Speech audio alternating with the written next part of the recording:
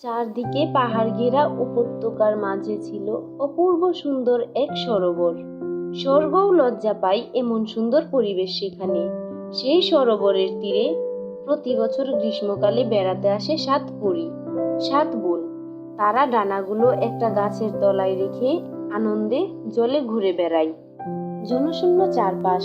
ঠিক 7 দিন ধরে আনন্দ করে আবার ডানাগুলো পরে উড়ে যায় ননন্দকাননে, তাদের নিজের দেশে।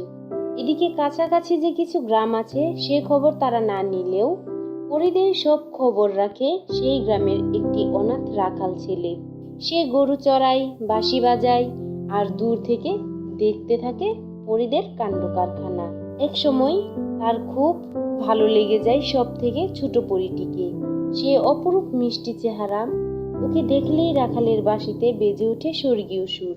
দূর থেকে পরীরা তো শুনে আর অবাক হয়ে ভাবে, এত সুন্দর সুর কে বাজায়? এই সুর তো ননন্দকাননের পাখিদেরও অজানা।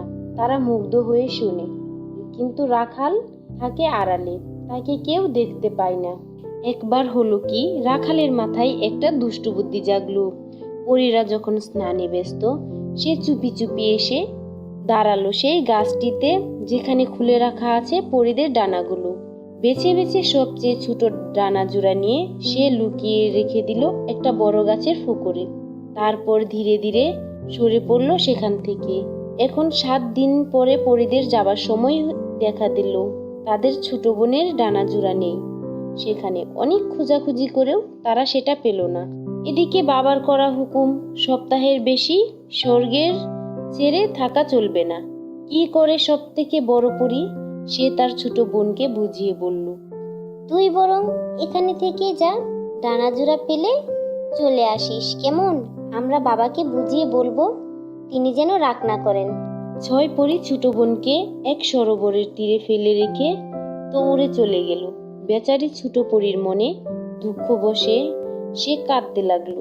তাকেও এভাবে কাঁদতে দেখে রাখাল সাহস করে আড়াল থেকে বেরিয়ে এলো। সব শুনে সে তাকে নিজের বাসায় নিয়ে গেল। তারপর অনেকক্ষণ ধরে বাঁশি বাজিয়ে শোনালো এই রাখালের বাঁশি, যে তাকে দূর থেকে এত আনন্দ দিয়েছে। ভেবে পরীর খুব ভালো লাগলো। তাদের বন্ধুত্ব হতে আর দেরি। রাখাল আর পরী গ্রামের এক প্রান্তে একটি কুঁড়ো ঘরে থাকে।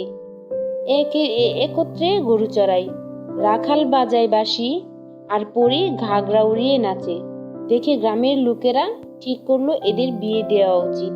রাখাল তো রাজি ছিল, পরীও আর কি রাজি হয়ে গেল। তারপর একদিন বেশ একটা উৎসবের মধ্যে দিয়ে তাদের বিয়ে হয়ে গেল।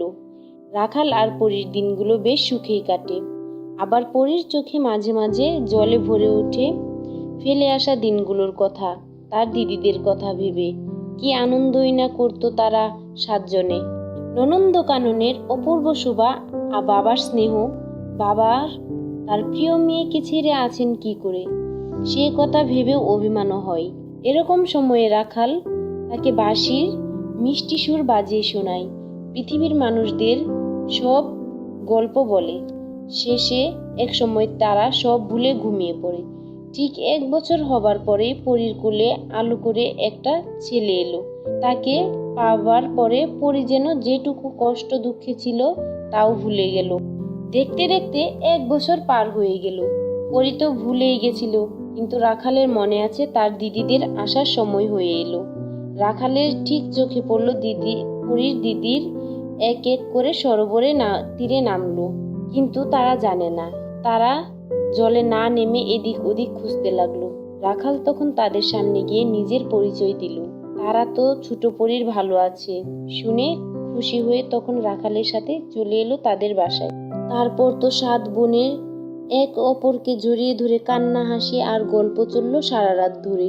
ছোট পরীর ছেলেটিকে মাসিরা মিলে খুব আদর করলো। ঠিক 7 দিন পরে যখন তাদের যাবার সময় হলো, রাখাল এক ফাঁকে ছুটে গিয়ে ছোট পরীর ডানা জোড়া নিয়ে এসে তার হাতে দিয়ে সব কাহিনী খুলে বলল। পরী স্তম্ভিত হয়ে শুনল। শেষে রেগে মেগে ডানা জোড়া পরে বলল, তুমি যা করেছো তার জন্য ক্ষমা নেই। তুমি থাকো এখানে তোমার ছেলেকে নিয়ে একা। আমি চললাম দিদির সাথে। তারপর সে সত্যি সরোবরের তীরে এসে দিদিদের সাথে দেখা করে ওদের সঙ্গে চলে গেল। সো গাইস, এরকম নিত্য নতুন আরো গল্প শুনতে চাইলে আমাদের শান্ত অ্যানিমেশন চ্যানেলটি সাবস্ক্রাইব করে বেল আইকন অন করে দিন এবং লাইক কমেন্ট করুন।